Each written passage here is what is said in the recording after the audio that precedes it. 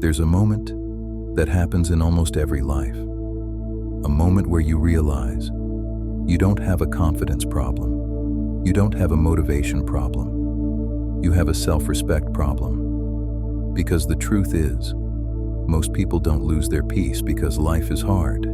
They lose it because they keep abandoning themselves. They say yes when they mean no. They explain themselves to people who don't listen.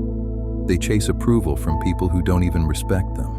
And then one day, they wake up feeling tired, not from work, but from the quiet humiliation of living below their own standard. Stoicism had a name for the cure. Not confidence, not ego, not self-love. They called it self-command.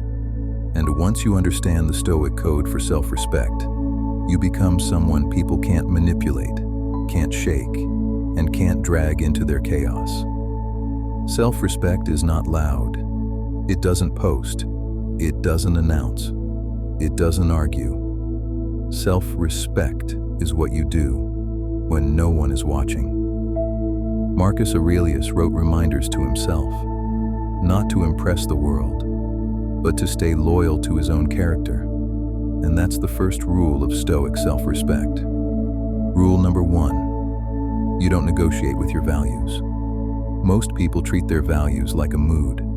They're honest until honesty costs them. They're disciplined until it gets uncomfortable. They're loyal until someone better shows up. But the Stoic understands something brutal. If you keep breaking your own code, you will eventually stop trusting yourself. And when you stop trusting yourself, you become desperate for the trust of others. That's when you start begging for validation. That's when you start chasing.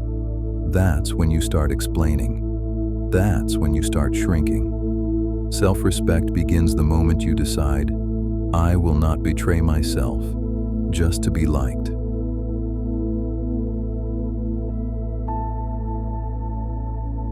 Now here's what no one tells you. The moment you start building self-respect, life will test you.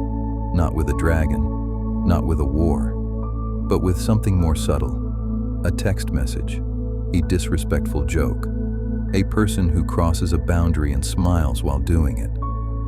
Because the world doesn't attack you when you're weak. It attacks you when you're changing. And that leads to the second rule. Rule number 2. You don't explain yourself to people committed to misunderstanding you. This one separates the emotionally mature from the emotionally addicted. A weak person argues. A strong person stays calm and becomes unmovable. Stoics believed your reputation is not fully in your control. You can act with integrity and still be misjudged. You can do the right thing and still be hated. And if you try to control every opinion about you, you will spend your entire life as a prisoner. So the Stoic asks one question. Did I act according to my character? If yes, then the noise outside doesn't matter. You don't chase people who misread you. You don't argue with gossip. You don't fight to be understood by someone who benefits from misunderstanding you. Self-respect is when you stop trying to win every room and start winning yourself. Now let's go deeper. Most people think disrespect comes from other people, but the Stoic knows the truth. The most dangerous disrespect is the disrespect you practice against yourself.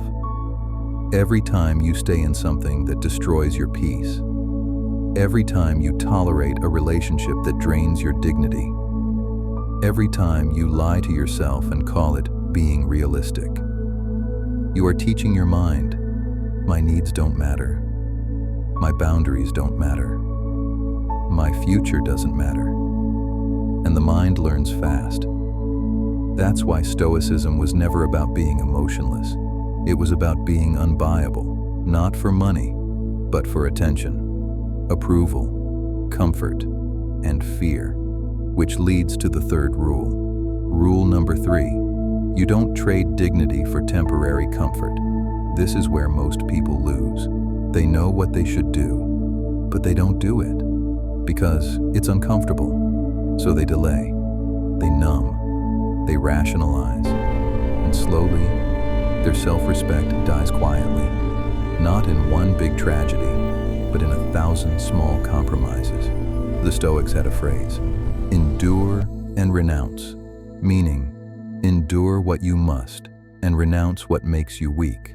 Not weak in the body, weak in the soul, weak in character, weak in self-control. And this is where self-respect becomes something powerful. Because once you have it, you stop needing to prove yourself. You stop chasing.